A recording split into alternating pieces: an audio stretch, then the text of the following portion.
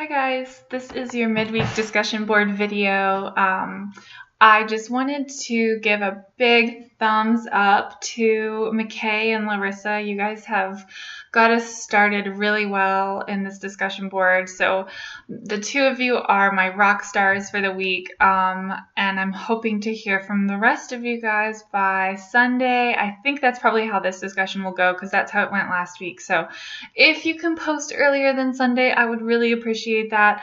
I am currently in the process of creating the rubric that you all talked about from last week's discussion, and hopefully I will have that created by Sunday, as well as have all your grades in for that assignment by Sunday. So if you're looking for it, it probably won't be here till Sunday. My week is very, very hectic and very busy, so it'll take me until then to get all that stuff up in Blackboard, but I will promise to let you know once it's up. I want to just talk about your ideas here in the discussion, and for those of you who haven't participated in this discussion board yet, I'm going to open up some locations for you, maybe to give some suggestions on where you can go once you're in the discussion board, like what I want to hear more about. So I'm going to skip the extra credit and just say that I've answered the questions in there. If you had them, please go back and take a look at them. And those of you who haven't done that yet, definitely ask a question, because I love answering questions about the essay. I think I cannot pretend that my assignment sheets are perfect. I know that there are holes in them, so please ask me questions. Okay, so I'm going to pop into how can understanding audience, purpose, and tone benefit you outside of the academic world, because I think that both McKay and Larissa have made some excellent points here. And Larissa mentioned that she was wondering more about what McKay said about nonverbal communication and how we can see tone. So we have tone, right? And it's the way that we represent our words, and language creates tone. And when we read tone, we really have to focus on the words that we're seeing on the page in order to understand tone. And like Larissa says, the text messaging can often misconstrue tone because it's so short, and sometimes, I don't know about you guys, but I tend to overuse exclamation points when I'm writing text messages because I want all of my text messages to sound happy. So I think there is a difference between sure period and sure exclamation point, because sure period is like, yeah, I guess, but sure exclamation point, it's like, definitely, yes, I will do this with you, sure, right? So you have a really good point there, and tone is really crucial to everything in terms of communication. So we have this written tone. We also have the tone that we can hear, right? And you can hear the inflections in my voice as I'm talking, and you can hear your own tone. And if you have children, you use many tones with your children. You use happy tones, and you use your stern voice to be serious and tell them, no, they shouldn't do that or touch that or whatever.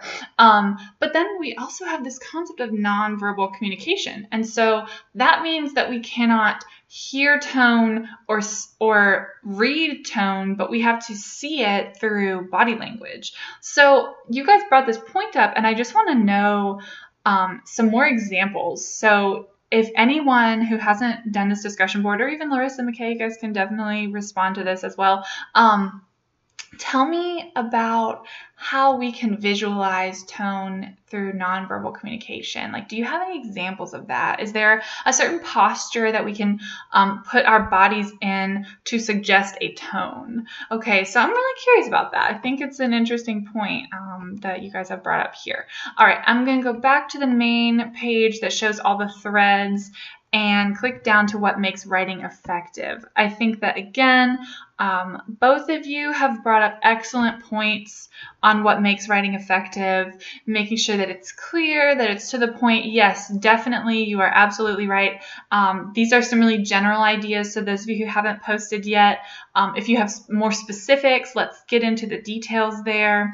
And I really like what you said, McKay, here, that if we start with reading and we end with writing, and all of effective writing is like a machine, well, does anyone have any specific examples of that? Like, what functions like a machine, a well-oiled machine, right? What writing is so effective for you? What is the most effective piece of writing that you've ever read? Do you have any examples? So I'm curious about that. The other question that I had is this concept. Okay, so somebody once said to me that effective writing is writing that's interesting. But the thing about that is that what's interesting for you might not necessarily be interesting for me. Like, for example, I do not want to read a book about gardening because I think gardening is boring. But what would there have to be in the textbook to make it interesting for me? Maybe some pictures, maybe some funny stories about gardening failures. That might make me laugh. That might be interesting for me. So I'm curious about any examples that you guys have. What topics are really, really, really, really boring for you? And what would those topics have to have in a written piece in order for it to engage you and to keep you interested? I'm curious about that. So those of you who haven't participated yet, tell me more there. And then those of you who haven't participated yet, we haven't gotten any discussion yet into what does it mean to analyze or what does it mean to evaluate. And so I don't really have any points other than just, hey, go in there and talk about it and think of evaluation in positive and negatives, because evaluation is good, but evaluation can also be kind of bad in some ways. So what do I mean by that? I don't know. Tell me more in the discussion board. I think that covers everything that I wanted to say to you guys this week. I will have your grades in from last week by this Sunday, because it usually takes me about a whole week to get all that stuff in. And then, of course, next week I'll be working on grading this. I really enjoy reading all of your writing. I think you guys are off to an awesome start so far. So be on the lookout for more communication from me, and I hope y'all have a great rest of your week and an awesome weekend. Bye, guys.